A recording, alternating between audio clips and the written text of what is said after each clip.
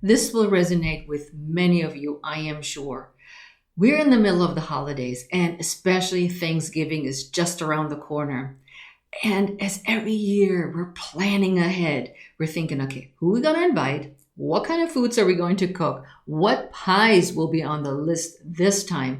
Or what are the guests that I invite going to bring or cook for this feast that we only do once a year? What games are we going to play? Oh, who's going to go with us to do the Turkey Chase 10K that we do every year? But this year is different than any other year. We have no control over what's happening. The 10K is now virtual. People can't come because they're afraid to get infected or spread the virus. We're sitting at home wondering what this is going to be like in the future to come. And this year, are we even going to make a turkey? You think, all right, we could do a Zoom Thanksgiving, and how are we going to do this? But it's not the same. And right now you're thinking, you know what? I can't control anything right now. And I so love to do what we used to do.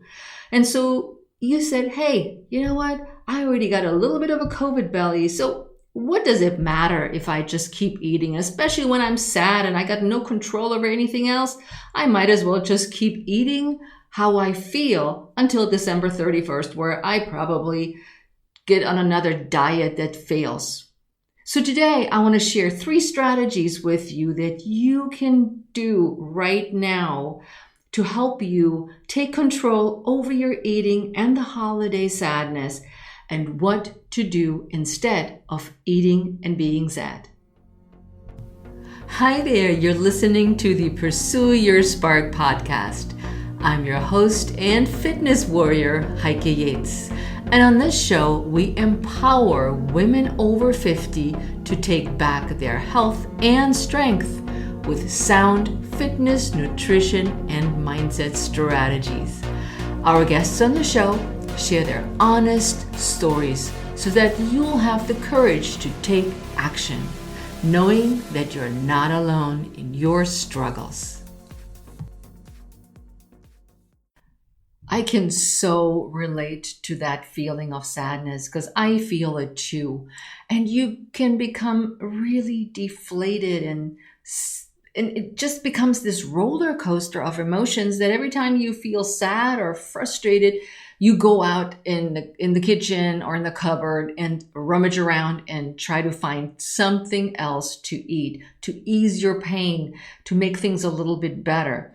But that only means that you're developing a habit of eating your emotions, and you could continue to eat instead of managing those emotions in a different way and not skip your workouts because you don't feel like it. You feel so sad. And at this point you go, well, whatever. I can't control anything, so who cares?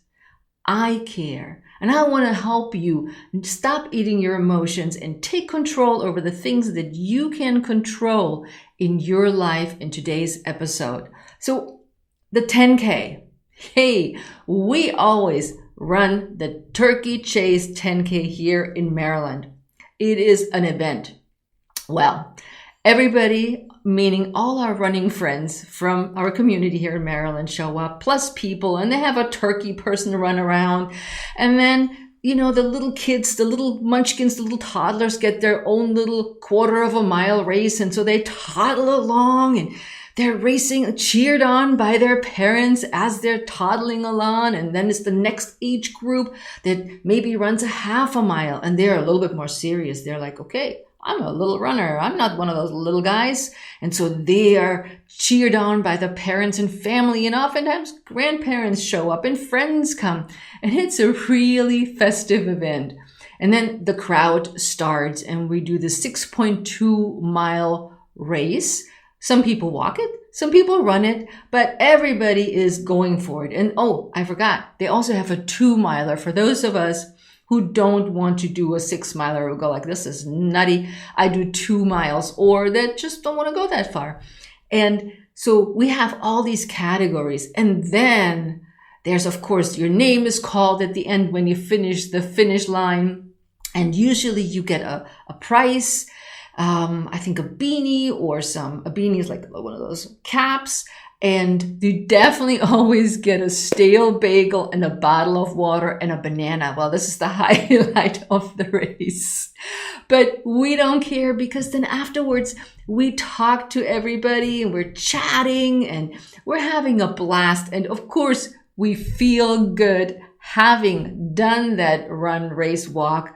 So we can offset the, yes, guilty feeling of having that second piece of pie and stuffing ourselves, and we're going, yep, we ran this morning and we burned some calories. We're good to go. So this year, it may not be that way, and it probably is not that way because the race is virtual and we have to come up with our own race or wherever we're going to go. We're probably going to go run or walk.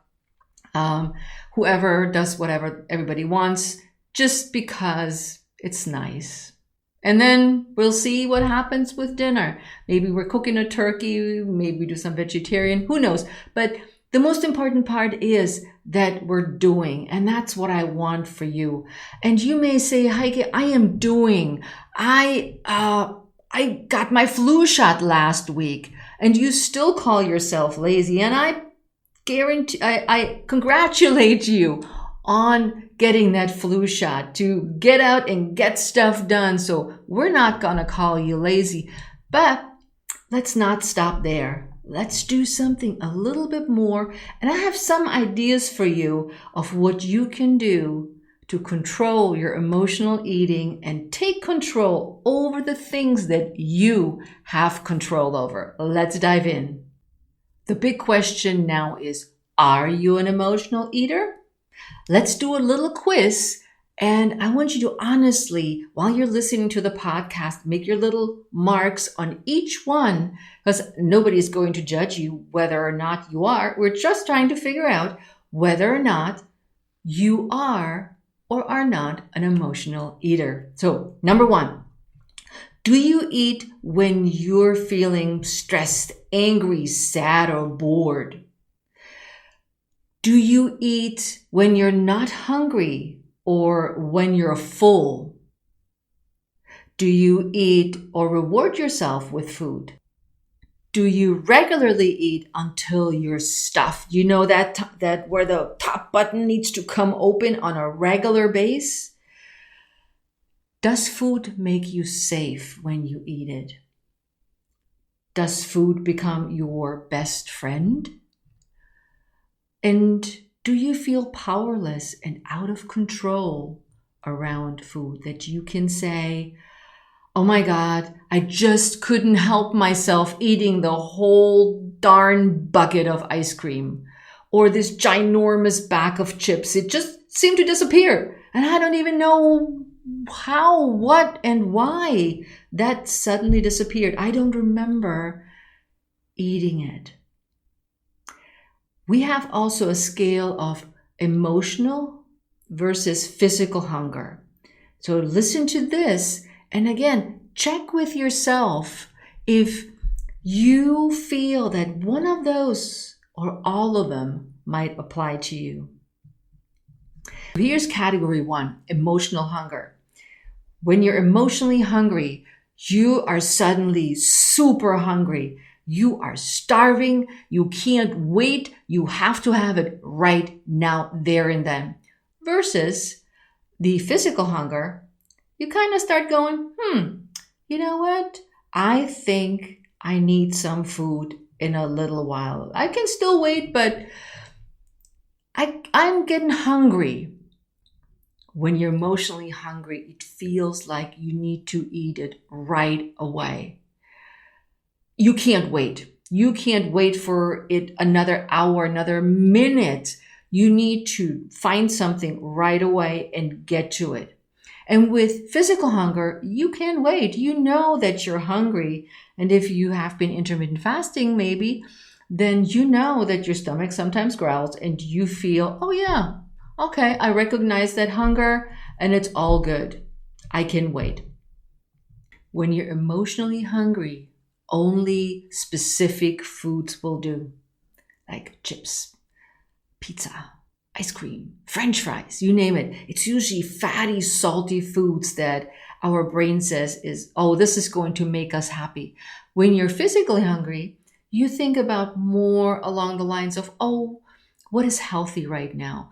Oh, let's get some broccoli and like a salad or steam some vegetables. So you can actually plan what it is that you like to eat that will satisfy your body in the things that you need. When you're emotionally hungry, when your stomach is full, you're still not satisfied. You could keep eating and eating, even though the button on the top of your pants is exploding. You're still not satisfied. When you're physically hungry, you go to, oh, okay, I think I've had enough.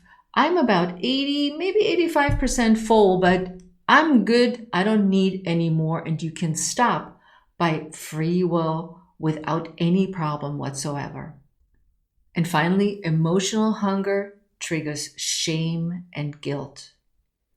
Because you may eat that whole bucket of ice cream, that whole bag of chips, or go back several times and finish out the jar with peanut butter in it.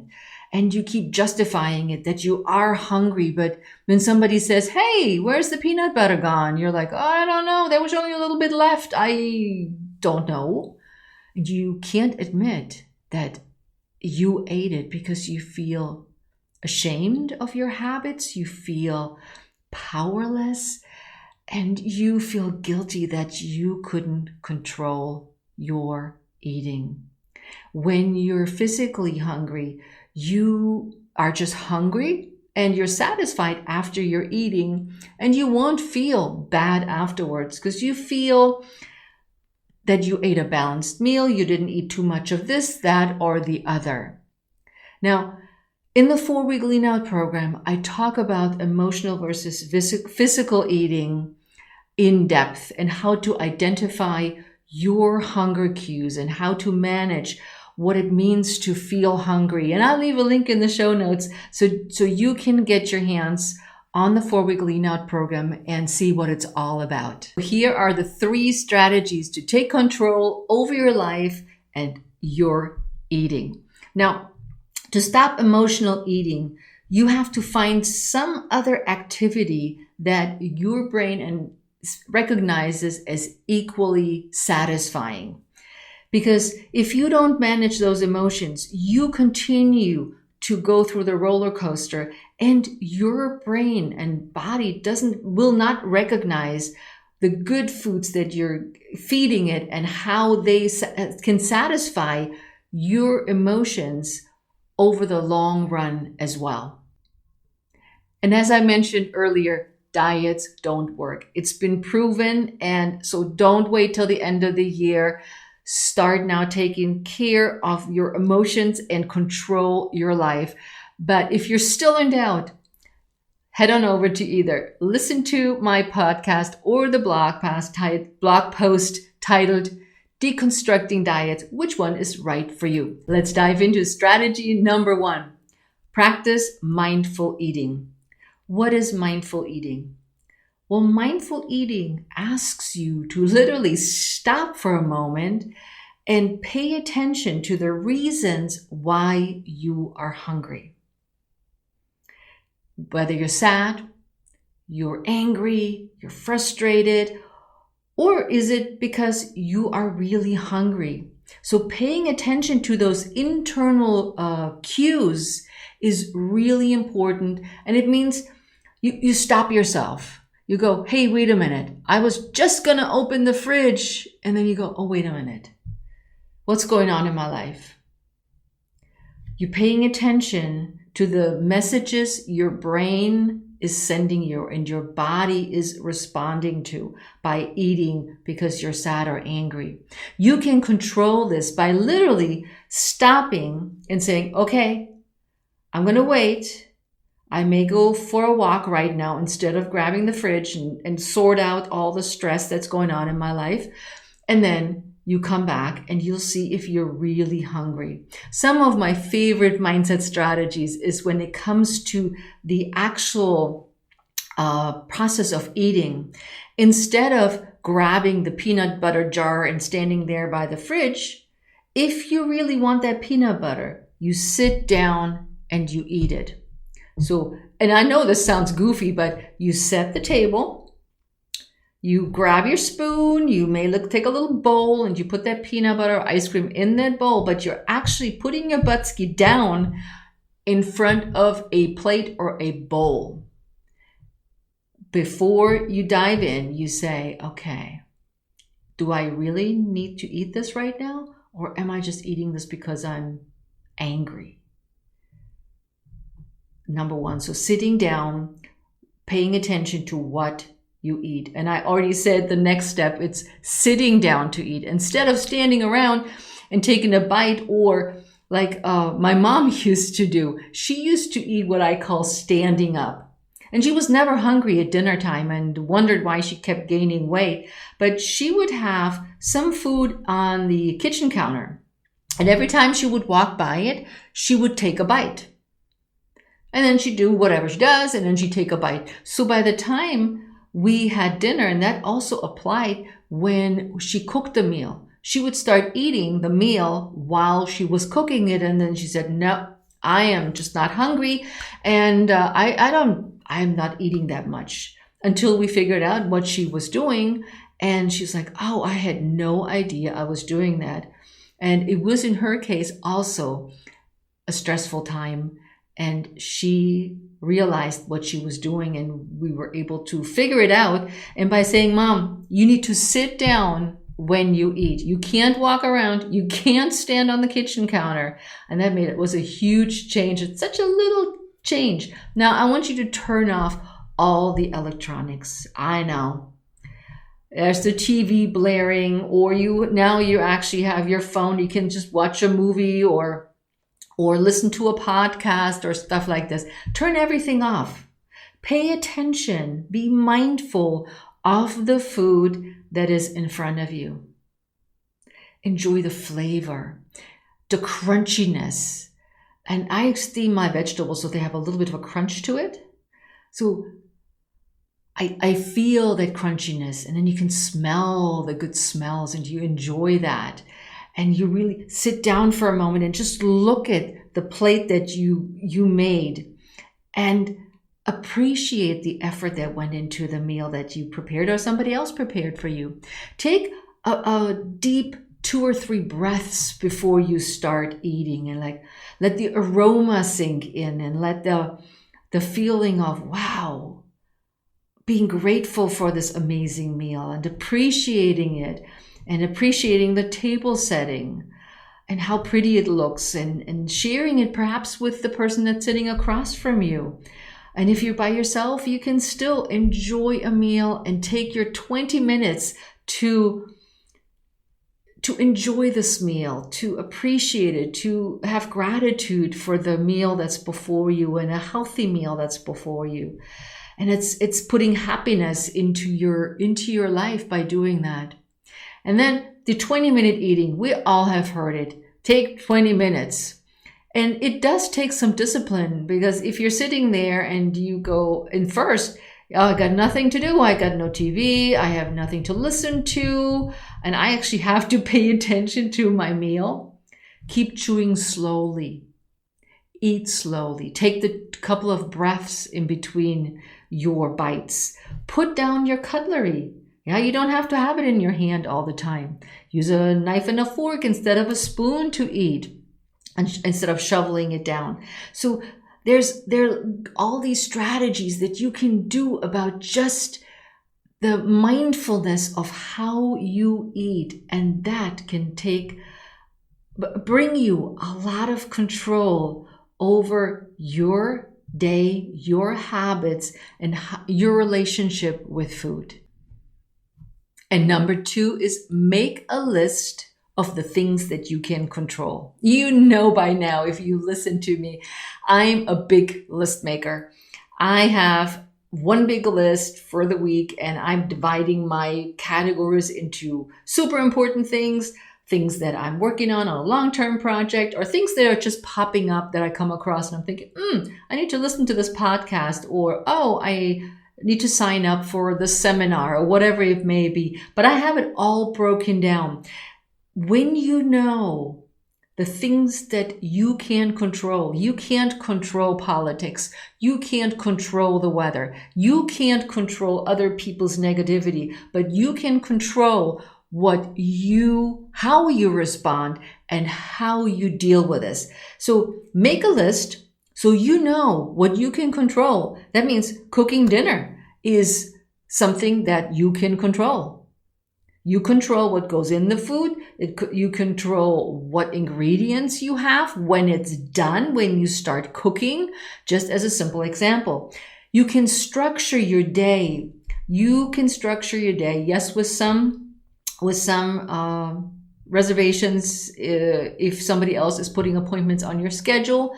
But even then, you can control how many meetings you have by blocking off time. That is your exercise time.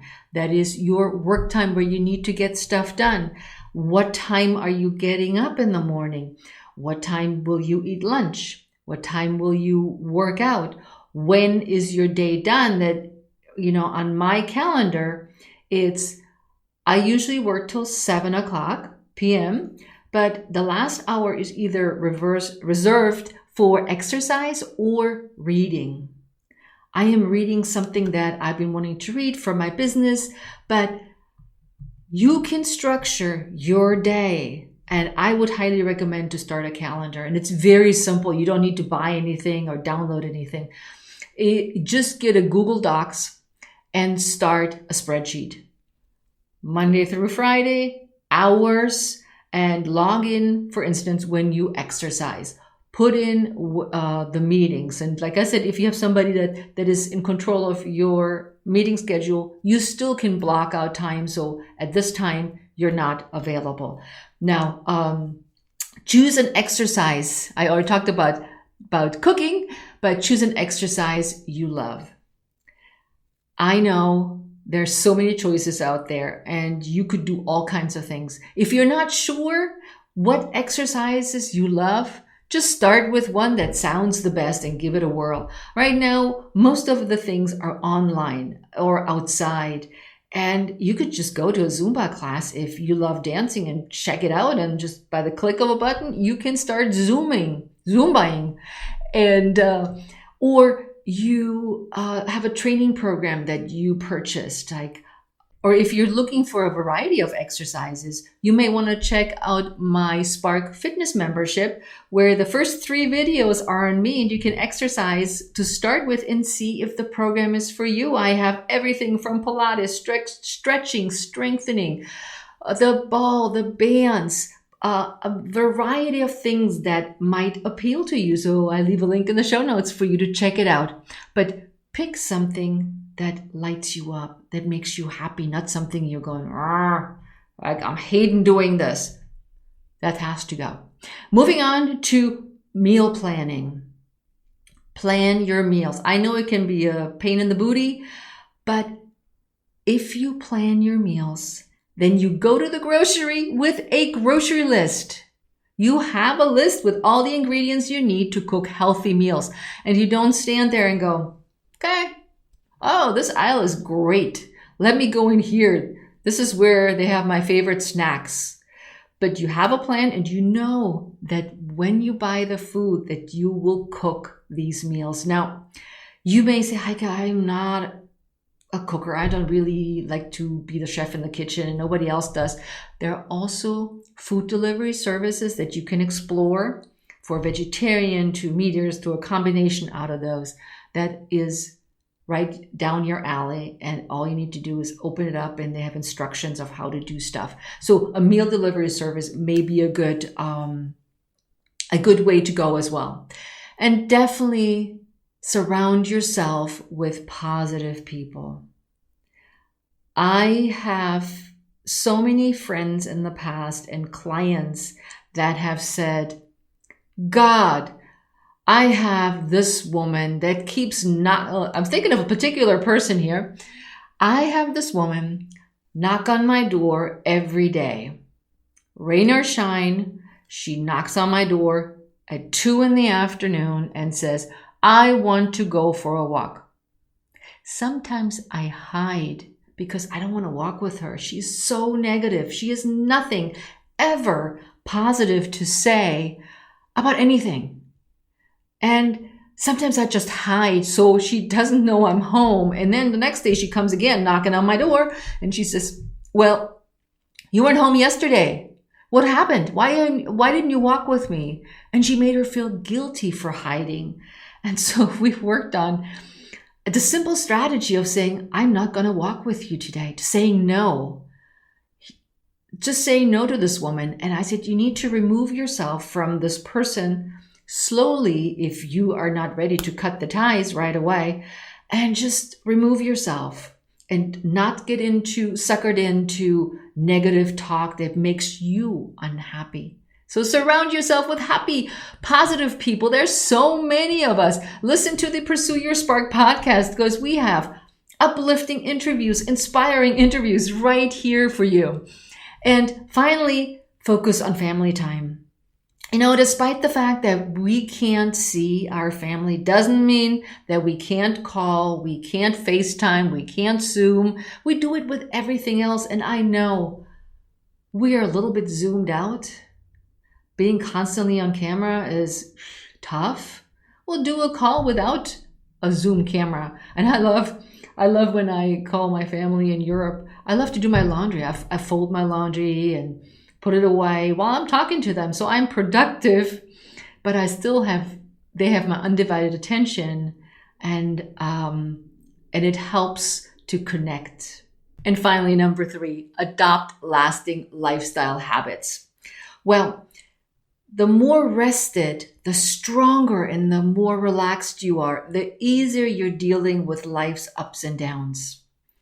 The easier you avoid the trip to the fridge because you're angry or sad or have other emotions that you'd rather eat. So let's start with with habits that you can start again today to nurture those habits, to get those habits in place and start practicing those habits consistently. And of course, as you've guessed it, make exercise a priority is number 1 of those habits. If you get those hormones going, those happy hormones, you already feel so accomplished and so happy and so relaxed and just better accomplished, I would say is a good word. Because when something is on my mind where I go, oh man, best thing for me, I put my running shoes on and I go, no earbuds, no other person, grab my earbuds, grab my mask, and out I go. And you'd be surprised how clear my brain is afterwards. And I came up with other solutions to the problem that I'm dealing with. So make exercise a priority and do it frequently. Exercise every day, changing up your exercises that you do to get a well-rounded cross-training effect of the exercises that you love, and experiment with what's good for you. So don't do the same thing over and over. That will get monotonous over time as well. And then we need 8 hours of sleep. I know in menopause, it can be tough to sleep with the night sweats and just the waking up going, okay, I'm wide awake. Now what? I am there and I've been there many times, but we can do our best to sleep better by number 1, turning off the electronics an hour before bed, de-stressing by perhaps journaling or taking a hot shower before bed, chilling out, reading a nice novel or a book that's not stressful. Make your room dark. Turn off all the electronics like the clocks and stuff like that as well, so you don't have any of that light coming in while you're sleeping. And sleep helps you also curb your cravings, especially your sugar cravings. The better you sleep, the less cravings you'll have during the day, as research is recommended, and you can control your appetite a heck of a lot better. Create balance between work and home. Now, I'm not going to call it work-life balance, just work and home. Now that we're all working from home, you want to make sure that work is done and I'm not taking work outside the office and talk about work all the time. I know we're a little limited on conversation pieces these days, but let work be and then move on to life. Talk about the latest book you read, talk about a recipe that you want to cook or something outside of work. Just separate it and ask your spouse or significant other to respect that balance, to respect that difference, that they're not constantly talking about how crappy their day was and who was doing what. It's got to stop. There's got to be a balance. So start creating a balance by that or with that. And whether it's on Zoom, on the phone, or anywhere else, connect with other people. I always love when I'm going for my run because I run usually at the same time. I'll see the same people walking or running. And you kind of nod at each other as you're running or hey, or whatever it is everybody does. But you know those people. And why not say, hey, how's it going? Who are you when you see somebody for the 20th time? I was like, hey, I'm keeping social distance. I'm wearing my mask, but I can still talk to you if I can keep that distance and I keep everybody safe. So connect, make a connection, reach out to your single friends. They are the people that don't have a spouse or significant other at home who hugs them or talks to them. Not that I'm recommending that you hug your friends if you don't live with them, but just connect with them. They need you just as much as you need them. And talking to people, and I say it again, that are positive and uplifting is the way to go. There's so many of us out here who want to be happy, who want to lead a positive life and not feel emotionally drained all the time. Reach out to each other and support each other. You know what? You can't control everything. I can't control everything. But there are parts in our lives, like I mentioned today, that we can control some of the things that are in our day. The way we feel about things, the way we're mindful and grateful, how we relate to other people, how we're relating to our environment. These are all super important things to consider. Making that list, making that gratitude list and saying, you know what? It's Thanksgiving. Let's write a list of gratitude. Let's write down positive things in our lives. And with that, my friends, I am going to leave some links for you in the show notes with some awesome recipes that I want you to try out. I haven't tried them out yet, but they sound really good. And I want you to let me know. Either reach out to me on Instagram or on Facebook, or just email me at heike@heikeyates.com and which one you tried out. Take a picture of it and tell me if you like the recipes I'm putting in the show notes. And with that, I can't wait to see you next week on the Pursue Your Spark podcast. Ciao.